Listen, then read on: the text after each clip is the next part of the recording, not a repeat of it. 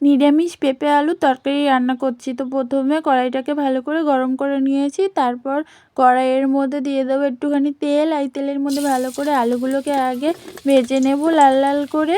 তো এই যে আলুগুলো আমার ভালো করে ভাজা হয়ে গেছে। এবার এর মধ্যে দিয়ে দেবো পেঁপেগুলোকে। আর পেঁপেগুলোকে দিয়ে একটু লবণ দেবো আর একটু হলুদ দেবো। আর আমার কাছে যেহেতু কাঁচা লঙ্কা নেই, তাই আমি এখানে গুঁড়ো লঙ্কাটাই দিয়ে দিচ্ছি। দিয়ে পেঁপেটাকে একটু ভালো করে ভেজে নেব। পেঁপেটাকে একটু হালকা ভেজে নিয়েছি। এবার এর মধ্যে দিয়ে দেব হলো জল। জল দিয়ে এবার এটাকে চাপা দিয়ে রেখে দেবো, কারণ তাড়াতাড়ি সেদ্ধ হয়ে যাবে। তারপর এই যে চাপাটা তুলে সেদ্ধ হয়ে গেছে বলে এবার এটাকে ফোড়ন দেব। তেলের মধ্যে দিয়েছি জিরে।